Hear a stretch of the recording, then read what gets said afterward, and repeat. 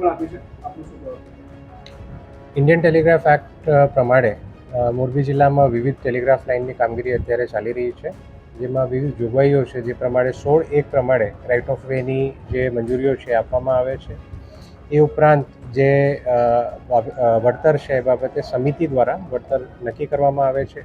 વળતર બાબતે કોઈ પણ ખેડૂતને અસંતોષ હોય તો ટેલિગ્રાફ એક્ટની કલમ 16(3) અંતર્ગત ડિસ્ટ્રિક્ટ જજ પાસે એ બાબતે પણ અપીલ થઈ શકે છે.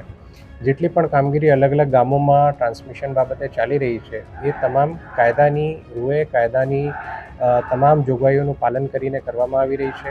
વળતર બાબતે જે સમિતિએ વળતર નક્કી કર્યું છે, એનાથી કોઈને અસંતોષ હોય તો એની પણ જોગવાઈ કાયદામાં જ કરવામાં આવી છે કલમ 16(3) અંતર્ગત.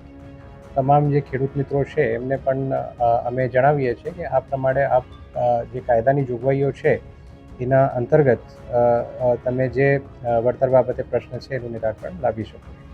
સર, એડવાન્સ પેમેન્ટની માંગ થઈ રહી છે અને બીજી બાજુ કોરિડોરનો ભંગ થઈને ખેડૂતોની જે બીજી જમીન છે, ઉપજાઉ જમીન, એના પર સાધનો પડ્યા રહે છે અને એને જમીને પણ બિનખેતી કરવાના પ્રયાસો થઈ રહ્યા છે. સરકારશ્રીના 2017ના પરિપત્ર પ્રમાણે 40% રકમનું પેમેન્ટ ફાઉન્ડેશન પૂર્ણ કર્યા બાદ, 40% રકમનું પેમેન્ટ ઇરેક્શન પૂર્ણ થયા બાદ અને 20% રકમનું પેમેન્ટ સ્ટ્રિંગિંગ પૂર્ણ થયા બાદ એ સરકારશ્રીનું 2017નું જે પરિપત્ર છે એમાં બહુ સ્પષ્ટ જોગવાઈ કરવામાં આવેલી છે અને જેટલી પણ ટ્રાન્સમિશનની કંપનીઓ છે તમામ દ્વારા આનું પાલન થાય એના માટે અમે સ્પષ્ટપણે સૂચનાઓ આપેલી છે.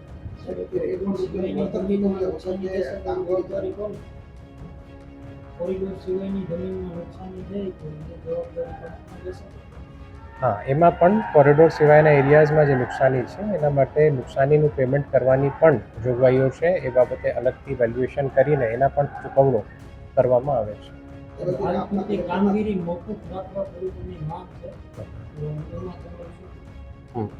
જે પણ પ્રક્રિયાઓ અત્યારે ચાલી રહી છે કાયદાની રૂએ અને કાયદાની જોગવાઈઓ પ્રમાણે ચાલી રહી છે, જેથી જે પણ કાર્યવાહી છે એ કરવામાં આવશે. એમના દ્વારા જે આવેદન આપવામાં આવ્યું છે એનો અમે અભ્યાસ કરીશું, પરંતુ જે દેશના વિકાસ માટે વિવિધ સરકારશ્રીની જોગવાઈઓ, સરકારશ્રીના નિયમો પ્રમાણે થતા પ્રોજેક્ટ્સ છે એમાં કોઈ પણ પ્રકારનું રૂકાવટ પણ સ્વીકાર્ય નથી.